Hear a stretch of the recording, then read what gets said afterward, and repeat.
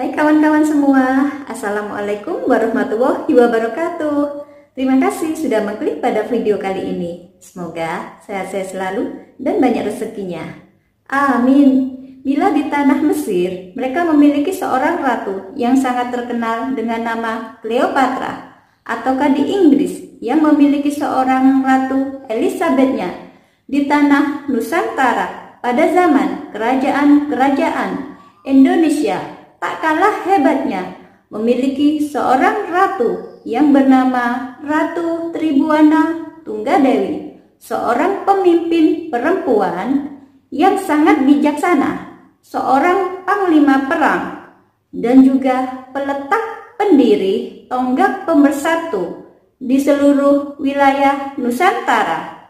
Dan berikut kawan kisah dari Ratu Tribuana Tunggadewi.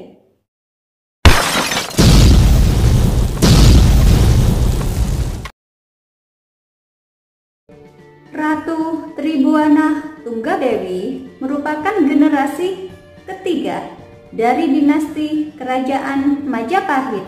Masa pemerintahannya terbilang lama, yaitu selama 23 tahun yang dimulai pada tahun 1328 hingga pada tahun 1351 Masehi. Pada masa-masa awal pemerintahan Ratu Tribuana Tunggadewi adalah masa-masa yang sangat sulit bagi sang ratu karena raja sebelumnya, yaitu Raja Jayanegara, merupakan seorang pemimpin yang sangat lalim. Ketika Raja Jayanegara meninggal dunia pada tahun 1328 akibat diracun oleh tabibnya sendiri yang bernama Ratanca, sedikit demi sedikit sang ratu Tribuana Tunggadewi harus memikul tugas yang sangat berat. Keadaan kerajaan yang kacau balau, banyak sekali pemberontakan, intrik-intrik dalam pemerintahan, begitu juga kehidupan dalam masyarakatnya, hidup dalam rasa ketakutan. Sedikit demi sedikit, sang ratu bisa mengubah keadaan tersebut menjadi suasana yang sangat damai bagi rakyatnya. Nah kawan, siapakah sebenarnya Ratu Tribuana Tunggadewi ini?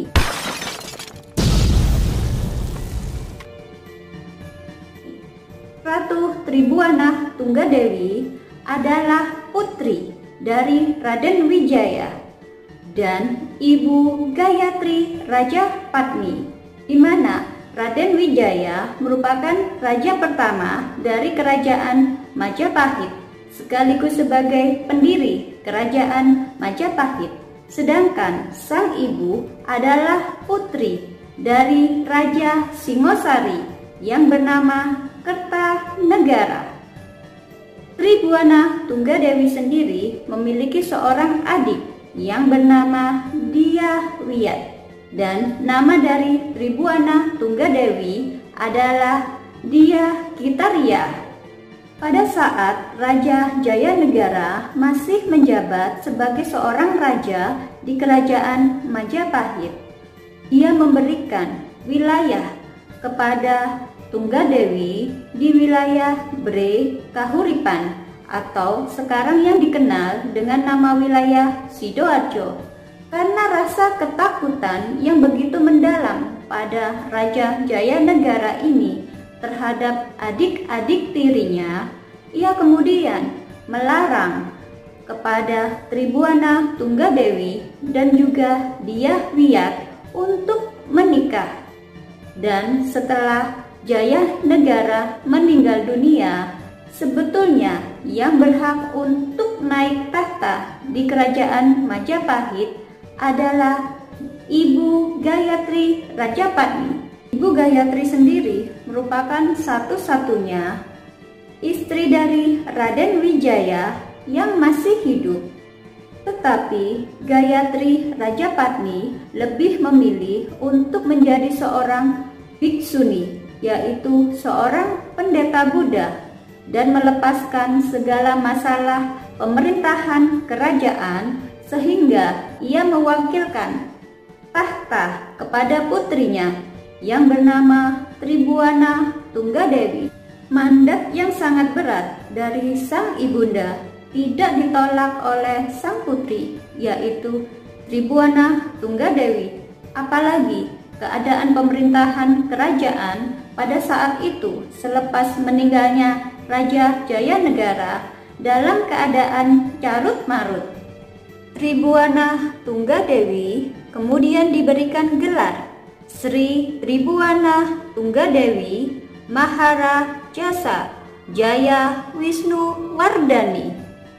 Setelah Raja Jayanegara meninggal dunia pada tahun 1328 Masehi, kemudian datang banyak sekali para pangeran, kesatria-kesatria dari seluruh penjuru negeri yang ingin melamar Ratu Tribuana Tunggadewi beserta sang adiknya, yaitu Dyah Wiyat.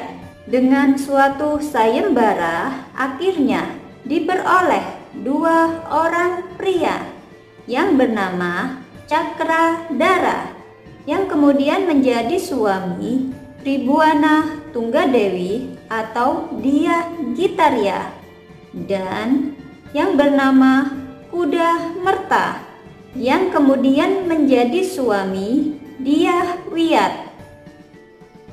Pada masa itu, Cakradara, sang suami dari Tribuana Tunggadewi, memiliki gelar Kertawardhana Bre Tumapel, dan dari pernikahan keduanya kemudian lahirlah dua sosok legendaris yang bernama Hayam Wuruk dan Dyah Nertaya. Ratu Tribuana Tunggadewi juga tak segan untuk turun langsung sebagai pemimpin panglima perang. Hal ini bisa dilihat dari perluasan wilayah di wilayah Sadeng dan juga Kedah, di mana Ratu Tribuana Tunggadewi lah yang memimpin pasukannya dan memenangkan pertempuran di wilayah tersebut, yaitu wilayah Sadeng dan Kedah. Karena pada saat itu sang panglima, yaitu Gajah Mada dan juga Rakembar, sedang saling berselisih paham untuk menentukan siapa yang berhak menjadi seorang pemimpin di wilayah pertempuran tersebut. Untuk bisa meredamkan hal tersebut, maka sang ratulah sendiri yang datang ke medan pertempuran dan memenangkan pertempuran tersebut. Masa pemerintahan Ratu Tribuana Tunggadewi memang dikenal sebagai masa-masa perluasan wilayah Kerajaan Majapahit. Tak tanggung-tanggung, perluasan tersebut meliputi ke segala arah di Kepulauan Nusantara. Sang ratu ini juga terkenal sangat bijaksana dan juga cakap dalam memilih orang-orang yang tepat untuk menjabat di posisi-posisi strategis pemerintahannya. Salah satunya yaitu terpilihnya Gajah Mada sebagai Mahapati Majapahit, dan pada saat pelantikan Gajah Mada sebagai Mahapati Majapahit pada tahun 1334, Gajah Mada mengucapkan sumpahnya yang terkenal dengan nama Sumpah Palapa, di mana dirinya berjanji untuk tidak akan menikmati makanan-makanan yang enak ataupun rempah-rempah sebelum bisa menaklukkan wilayah kepulauan di Nusantara di bawah kepemimpinan Majapahit. Dan tepatnya pada tahun 1343, Majapahit telah berhasil mengalahkan Raja Kerajaan Pajeng yang ada di Bali, dilanjutkan dengan Dalem Bedahulu, lalu berhasil menguasai seluruh kepulauan Bali. Tidak sampai di situ, pada tahun 1347, sang sepupu yaitu Aditya Warman juga diutus untuk menaklukkan sisa-sisa kerajaan Sriwijaya dan kerajaan Melayu, di mana Aditya Warman sendiri memang masih memiliki keturunan Melayu. Dan atas prestasi Aditya Warman itulah kemudian Aditya Warman diangkat menjadi raja bawahan atau Uparaja Majapahit yang memerintah di wilayah Sumatera. Pada tahun 1350 Masehi, sang ibu yaitu Ibu Gayatri Rajapatni meninggal dunia, dan di tahun 1351 Ratu Tribuana Tunggadewi melepaskan tahtanya karena ia merasa mandat dari sang ibunda telah selesai kepadanya, dan Ratu Tribuana Tunggadewi kemudian meneruskan tahta kerajaan Majapahit kepada putra pertamanya yang bernama Hayam Wuruk. Setelah tidak lagi menjabat sebagai seorang ratu di kerajaan Majapahit, Tribuana Tunggadewi lantas kembali menjadi Bre Kahuripan atau penguasa Kahuripan yang sekarang berada di wilayah Sidoarjo, dan ia kemudian menjadi Sabta Prabu, semacam Dewan Pertimbangan Agung yang beranggotakan keluarga kerajaan. Dan kawan, pada tahun 1371 setelah pengangkatan Mahapati Enggon sebagai patih di kerajaan Majapahit, sang Ratu Tribuana Tunggadewi meninggal dunia.